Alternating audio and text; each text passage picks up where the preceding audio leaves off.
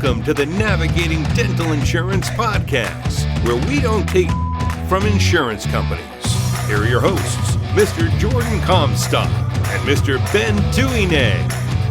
This podcast is sponsored by BoomCloud Dental Membership Software, www.boomcloudapps.com, and Veritas Dental Resources, www.veritasdentalresources.com.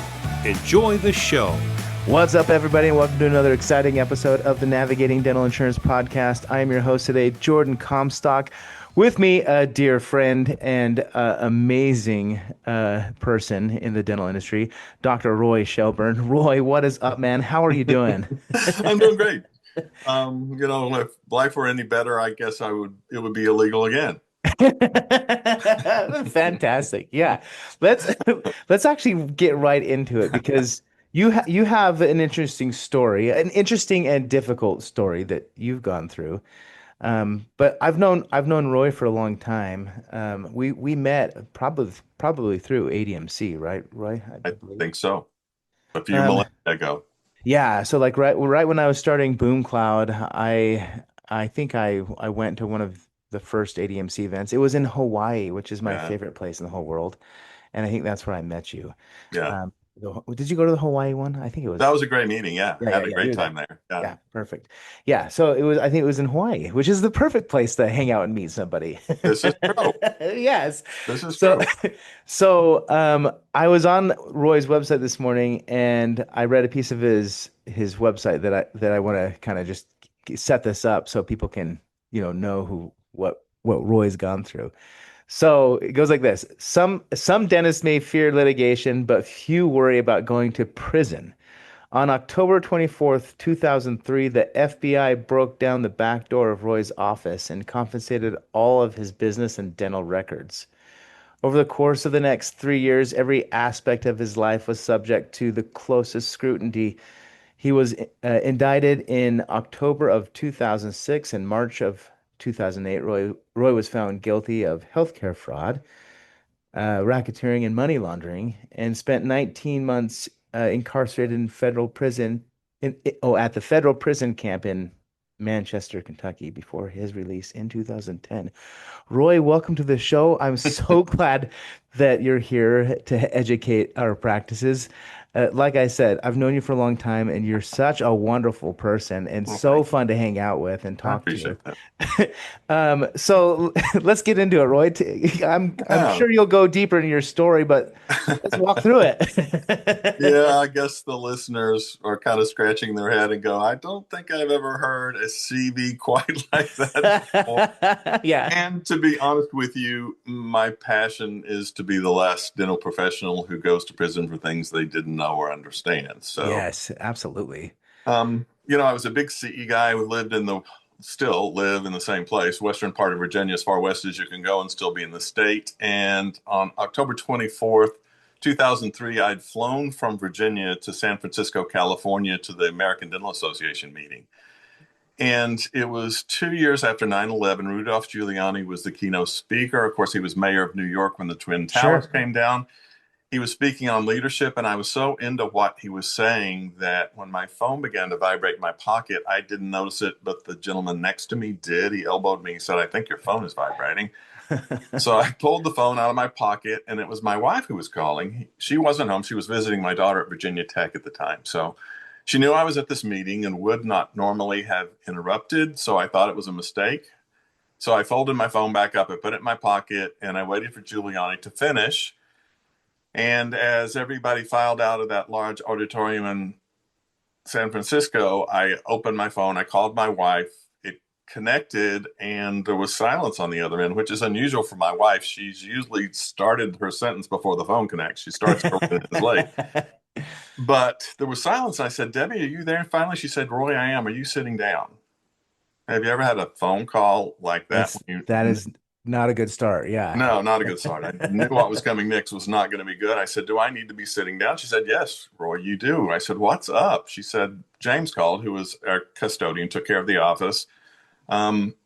He said, James called. She said, James called to let me know the FBI has come to your office. They've battered down your back door and they're taking all your records. I said, are you sure? She said, yeah, he sent pictures. It's gut punch, obviously. And Yeah. I tried to reassure that must be a mistake. Something's going on that they should not be. So never really believing that that was the case, but I tried to make her feel better, hung up the phone, and I was sitting in this now partially empty ballroom in San Francisco trying to figure out what I was going to do with the rest of my life. And I thought, well, I'll call my office. It was Friday. No team was there. I didn't expect anybody to answer, but four rings and somebody picked up. Hello. I said, hello, who is this? The voice said, who's this? I said, I'm Dr. Shelburne, the person who owns that office and the phone you're talking on. Can you tell me what this is about? The individual introduced himself as an FBI agent and explained that I was a target of healthcare fraud investigation, that he had executed a search warrant and they were gathering evidence to determine whether or not they were going to move forward. And I asked him, I said, what is this about? He said, Doctor, you know what this is about. I said, I'm sorry, I have no idea. Do I need to be there? And he said, no. Do I need an attorney? He said, I can't advise you. Hung up the phone, went back to the hotel. Luckily, there was a seat open on the flights back home. Packed up my stuff, went to the airport, got home at about 10:30, 11 o'clock that night, and drove past my office surrounded by crime scene tape and multiple FBI vehicles. This search and seizure just happened to occur the day before our county's fall festival. There were booths set up on the sidewalks. There were parades through town. And guess what the topic of conversation was? It was that. Us, yes. Yeah. Largest town in the county, very rural, very poor. Population of the town is 1,800. Population of the county is about 20,000 at the time. So very small, rural area. Everybody knew everybody else. So everybody knew what was going on. We were under investigation for the next 3 years. Everything in my life was overturned. They had more information about me than I had about myself. At one point, teams of officers. I have 3 kids that were in universities at the time. 3 teams of officers on the same day at the same time went to the bursar's office, got my children's schedules, enlisted help from campus police, who took them to the classroom my children were in. They interrupted the classroom. They flashed their FBI insignia and said, we need to interview these students. Pull my kids out of their classrooms and interviewed them individually for about an hour and a half to 2 hours each. As a parent, how old were your kids? They were 20, 19, and 17 at the time.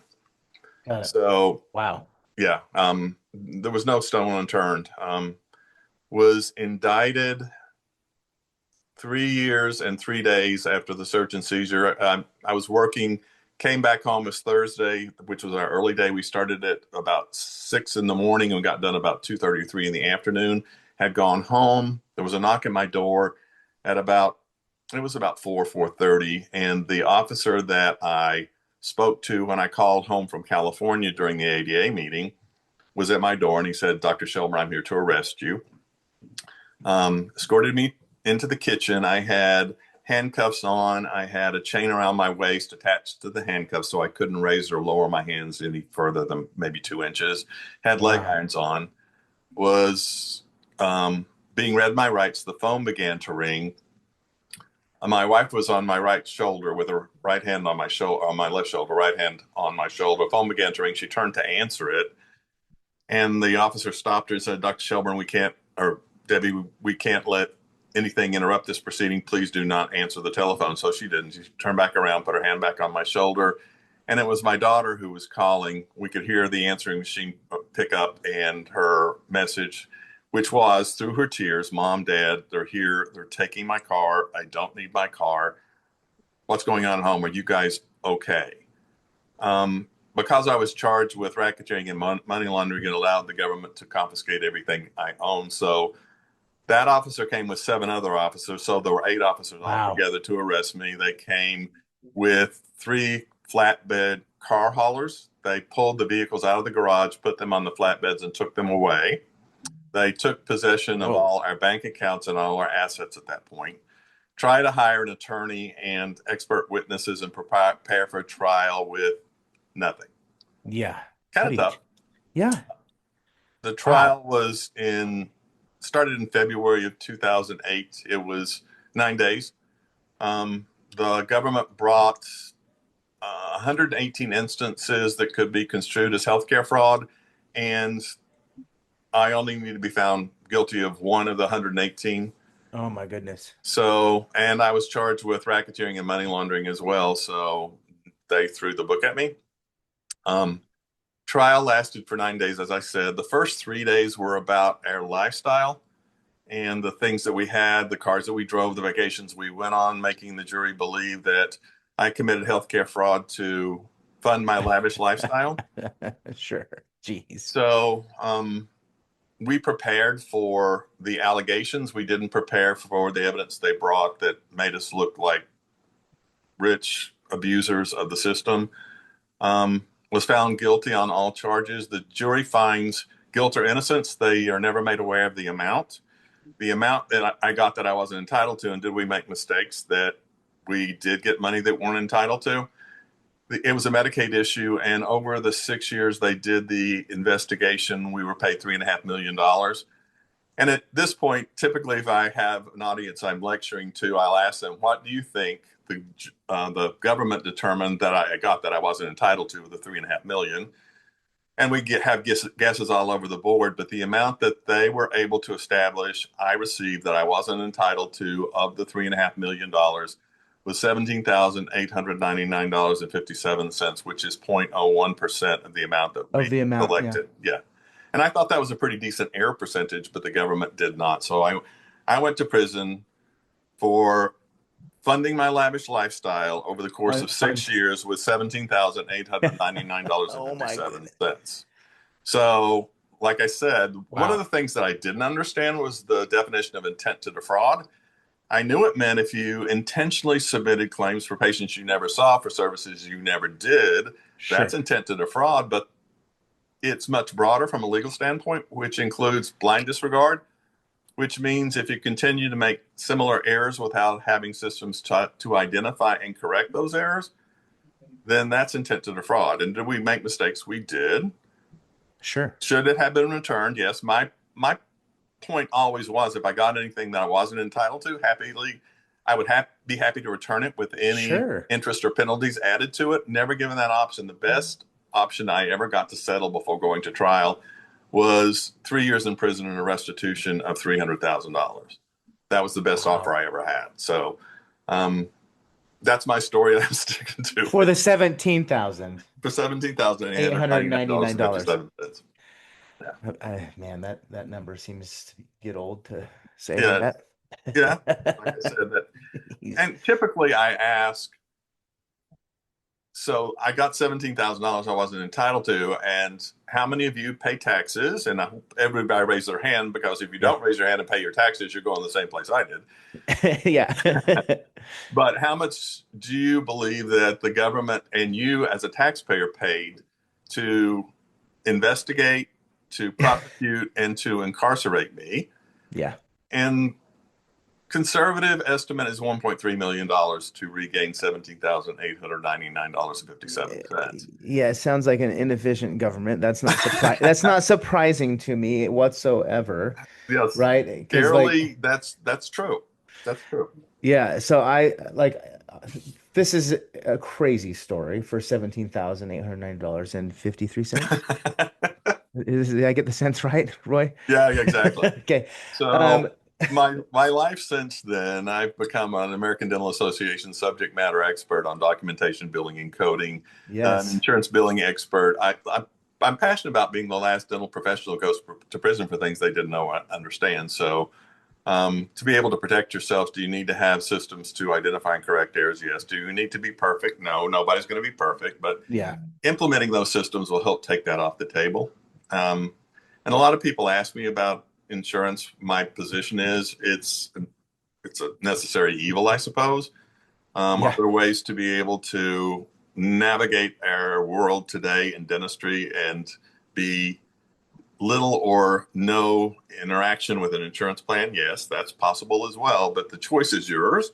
I can't say this is what everybody should do, because you can't say that.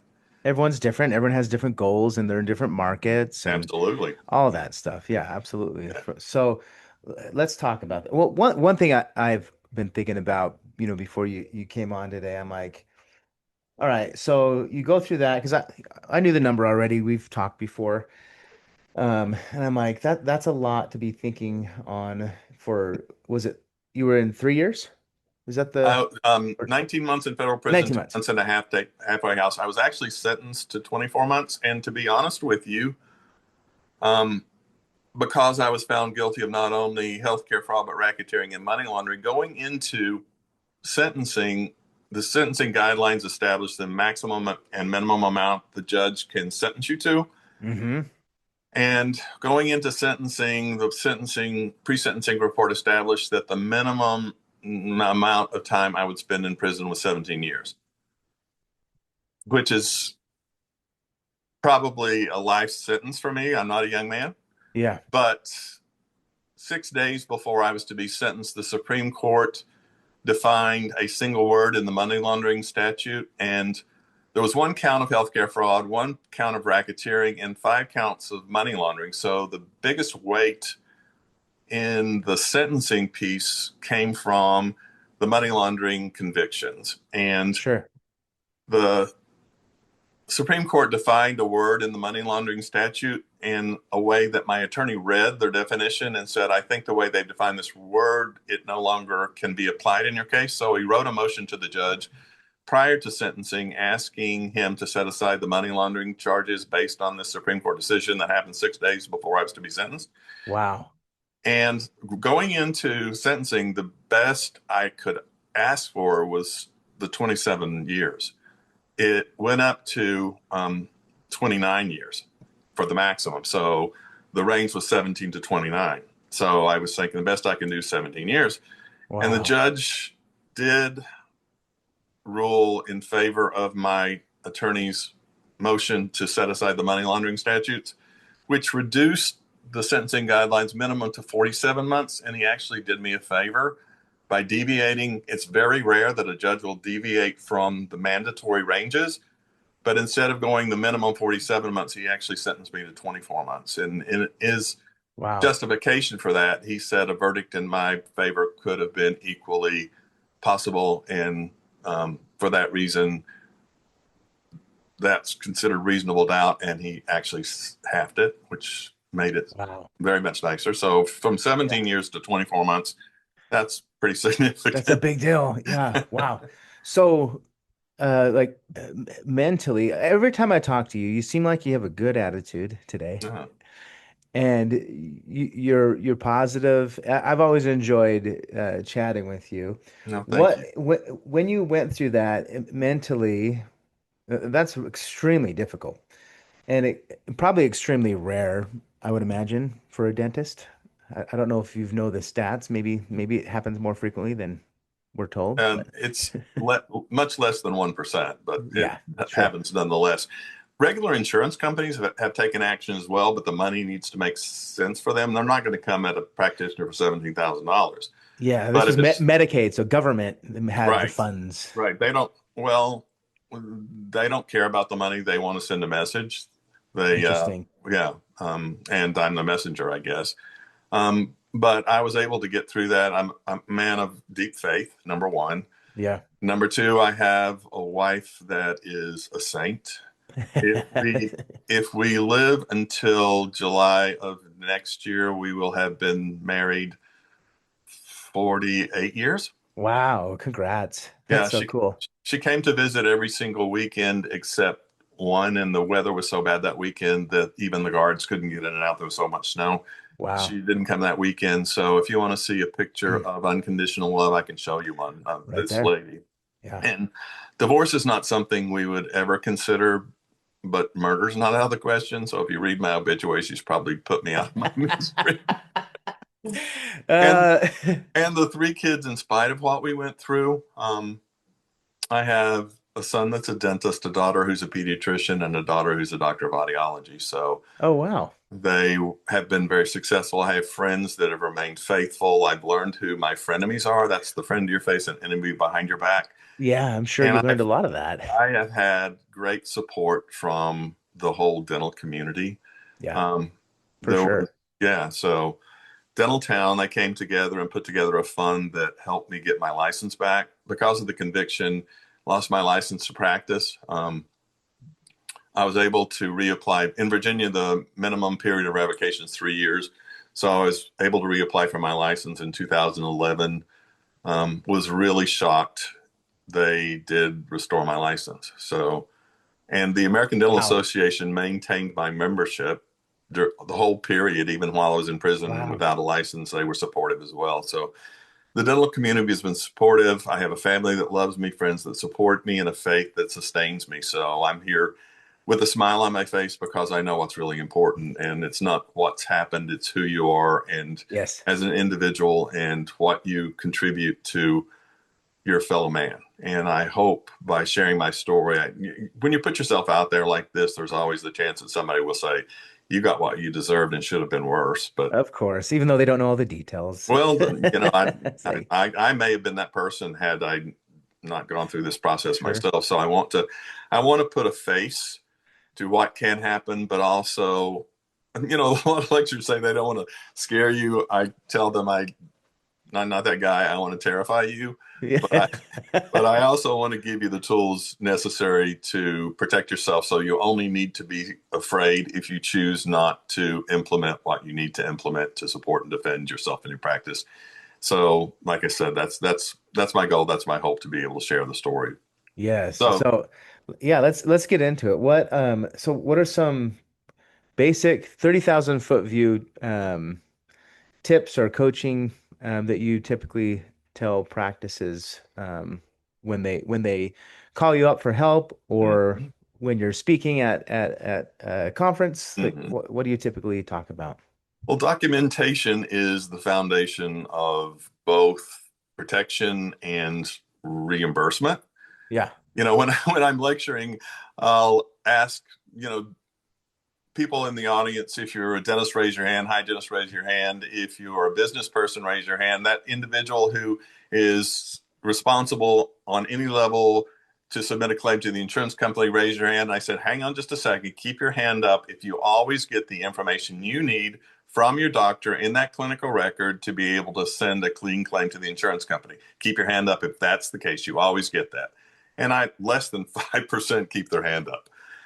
If doctors are Wow. listening, the thing you can do to increase your reimbursement, get paid for what you deserve, is to give that person who submits the claim to the insurance all the ammunition they need to get that claim paid.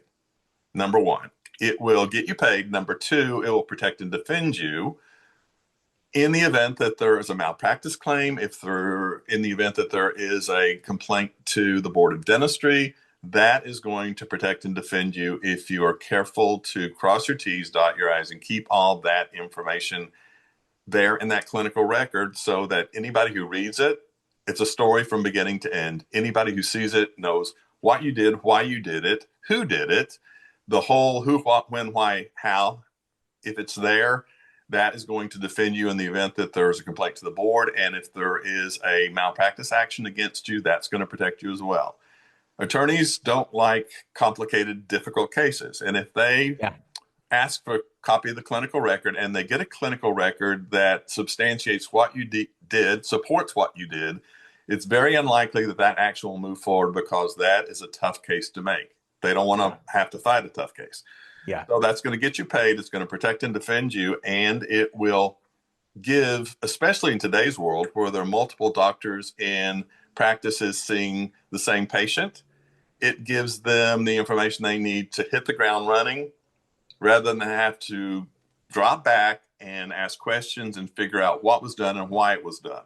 So that's going to speed the process as well. So it's going to streamline the whole system that you have. And number two, beside the documentation, you need to have an audit program in your practice Mm. where from time to time you pull a random maybe 20 charts, and you do an internal audit.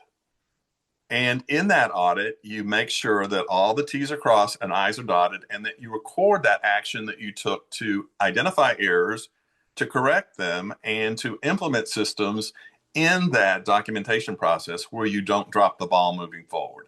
For example, you figure, okay, our health histories are not being updated appropriately. This health history in this clinic, or this clinical issue with this patient, was not updated. What do we do to make sure that this doesn't happen in the future?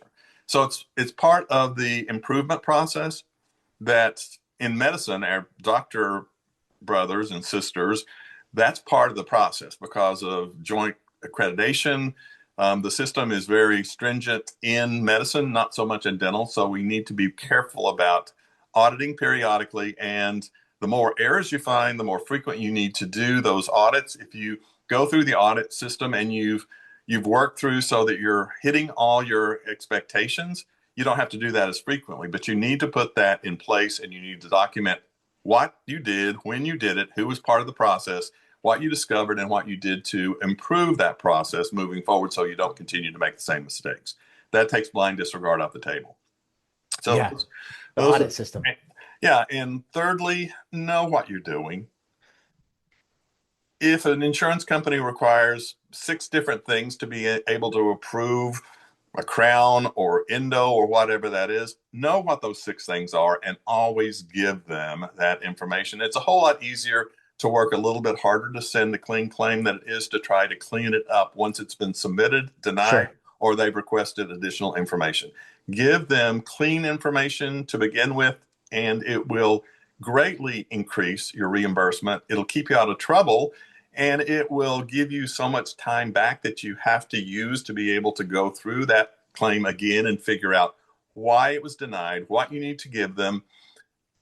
And as an aside, insurance companies typically, if it's borderline, whether or not it should be approved or disproved, denied the claim, they will always deny it.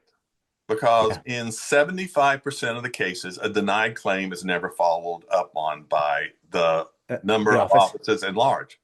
They don't. So they know the stats. Yeah. So like, yeah. okay. Yeah, I don't have time to do this. So it's in that drawer that who knows how many claim deep it is where the insurance company has denied it and needs to be followed up on. Clean that up, fix it up so that you send that claim in clean to begin with and not have to clean up the mess afterward.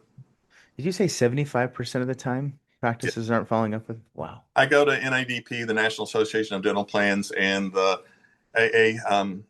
CD, the American Association of DC Dental Consultants. Those are not the consultants that go in your office and help you clean up what you're doing. Those are the consultants that work for the insurance company and determine whether or not they're going to approve or deny that claim. They have meetings too, by the way. Yeah, of course they do.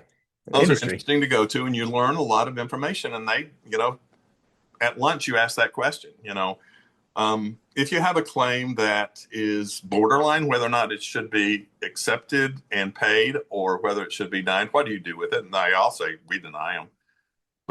And I ask how many of those, and the statistics show that 75% of the claims that are denied or even request additional information are never acted upon. Wow, that's insane. Well, here's a stat that I read the other day on the industry. It's from the ADA. Mm-hmm. It's kind of a concerning stat, like the one that you just reported. Terrifying. Yeah. So ADA says that the current state of the industry, we're kind of like in a stagflation type of situation where revenue growth over the last 5 years is 1.4% in the dental space. And expenses have outpaced that by like almost 4.9%. So roughly 3.5 times more than the revenue growth. Yes.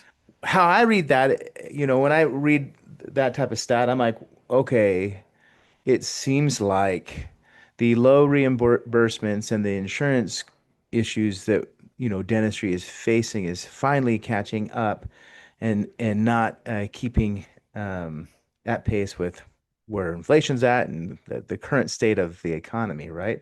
What are you Yes. like? That's how I interpret it. What like, how do you interpret that No, piece that's of data? absolutely true. Yeah, There are all kinds of issues and statistics, but the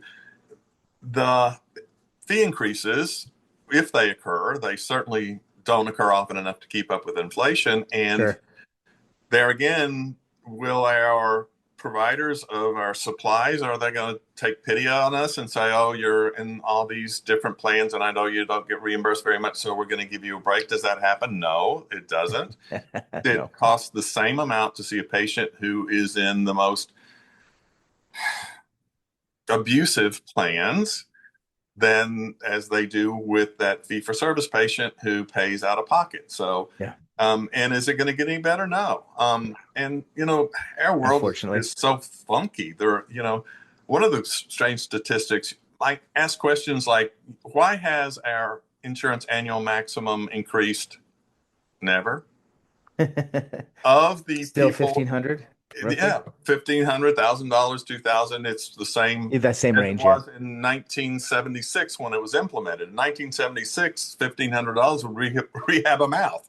Yeah. Now it Jeez. won't even do a root canal. So, Jeez. as far as has it kept up with inflation? No. But the reason why that hasn't increased is, of the individuals in the United States with dental insurance, what percentage actually use their annual maximum? I mean, I would imagine those I would imagine it's kind of low. 7%. 7%. Yes. Wow. Yeah, so we have so many people that are covered with dental insurance that never use it at all. That's actually a really interesting stat. Hmm. Because when I look at, as you know, we help practices with their patient membership plan, so a cash pay option.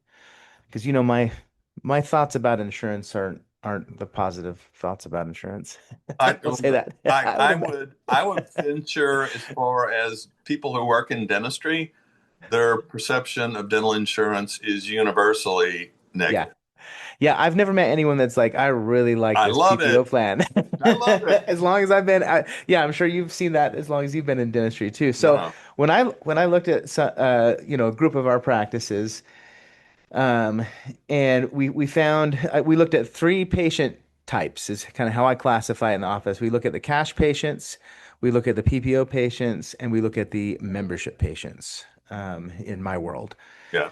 And I thought it was interesting because uh, the cash patients, when we're talking about case acceptance now, because you just told me that 7% don't uh, Only 7%. only 7% use the $1,500 or $2,000, Yeah. which is insane. Especially with I know how much dentistry costs today.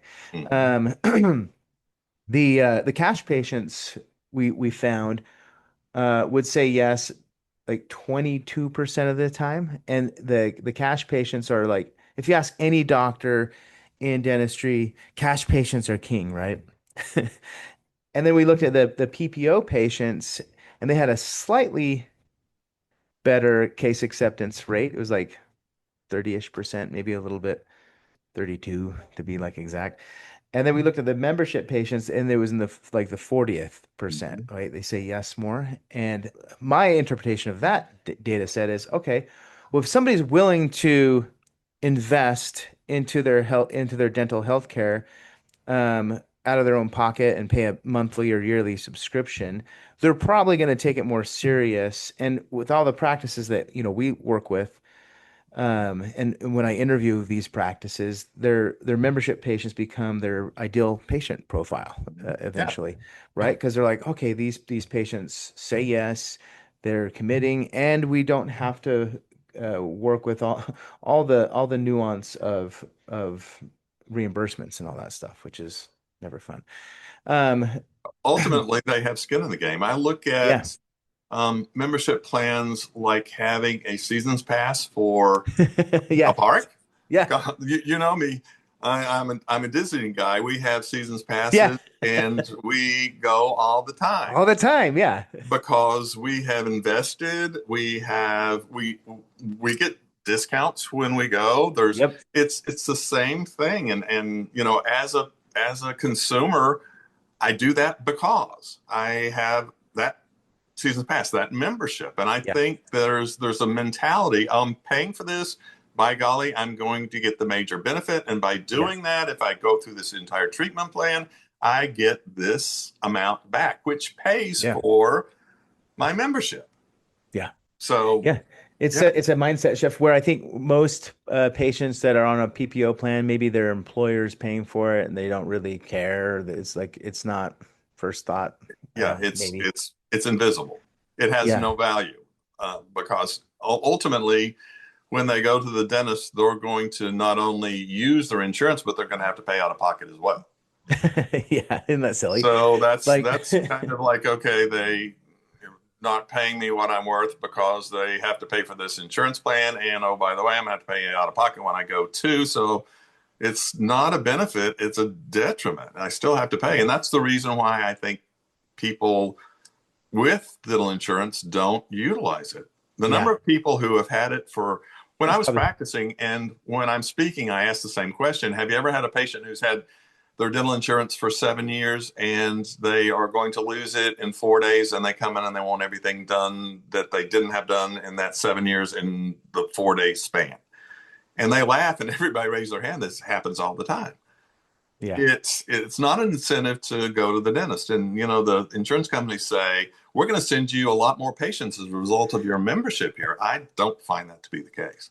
Yeah, every practice you look at, it's the same. It's not the true driver of because the practice still has to pay for marketing and attract the patients. It's not the insurance company purely Yeah, doing that for them, no, they're which is like, which is interesting because if you look at it as a marketing expense, which that's how I would look at it if I were operating a dental office today, and the average write-off I think is like I mean, it varies, but when you look at the average, I think it's like $37,000 a month, some more, some less, yeah, obviously. Which is what, 440,000 roughly dollars a year, or if you do the math there, what, 17, $18 million over a career in dentistry, yeah, something like that. yeah. Which that's a lot of write-offs that if you're doing that too much, or if you're not optimizing like and getting the max reimbursements Mhm. or renegotiating or just going out of network or fee for service, You that's know, a I, lot of money over the time. it is a lot of money. And even more terrifying is not knowing that amount. Yeah, And there's a lot that don't know. yeah, well, number one, they don't look, but number two, I see so many offices that when they post Yeah, the fee write-offs schedule fee rather than their office or fee. So they UCRs. have no clue how Yeah, much they're actually writing off. that's what I keep hearing. That's And that's that's terrifying to me. So if your office overhead is 75% and you're writing off 35%, guess what? You are losing 10% oh my every goodness, time you see one of those patients because they reimburse less than your overhead. man. Yeah, And that's if you don't have the statistics and the accurate data to be able to determine just how much you're writing off, that's to me terrifying. so Terrifying. data Go, integrity seems to be an issue still in dental. oh, gee. Yeah, that's You insane. cannot operate an efficient dental practice without having the data and information you need to make informed decisions about number one, your participation, your staffing, your overhead. You can't Yeah, do that. You can't. You're driving blind. Why yeah. would you do that? I don't know. So many people do that, I know. It's unfortunately. Yeah, I terrifying. was shocked talking with the practice the other day. I'm like, how much are you writing off? They're like, Jordan, we don't know. I'm like, "Ugh.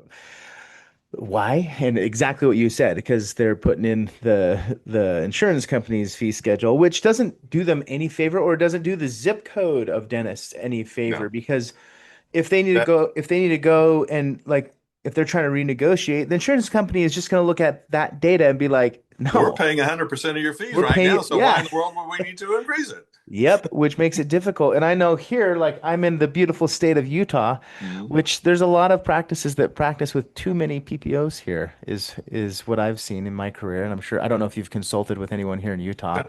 but it's kind of a wild place when it comes to PPOs. I mean, It is, and to be honest with you, at this point, in terms of the plans that are now being marketed to individuals and to businesses, the vast majority are PPOs, like in the yeah, 90%ish. yeah.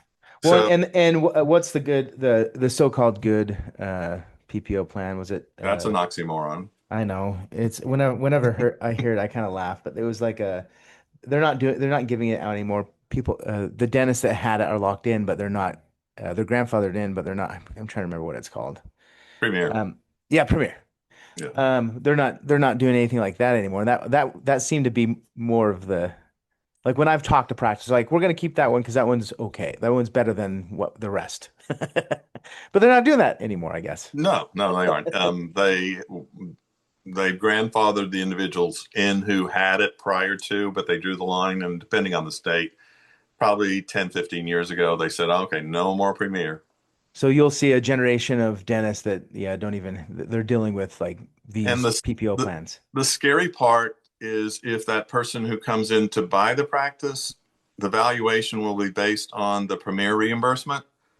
And as soon as that practice is sold to the new dentist, they don't get the Premier reimbursement anymore. They get the PPO reimbursement. So instantly, the income of that practice decreases whatever that percentage is from Premier to PPO. And so if you have a new graduate who comes in and sees the numbers, this is a Premier practice, they get reimbursed this amount, they transfer the practice, and then the new dentist is not in Premier. oh goodness.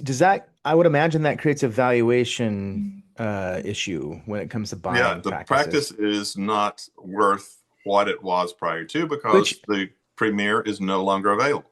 Which is unfortunate for the buyer and for the seller. Like both are, that's an issue for both because it's like the buyer can't get. If the buyer, if the buyer is unaware, they're blindsided. But if the buyer is aware, the selling doctor will be asked to reduce the price based on what is going to be the expected income once that change occurs.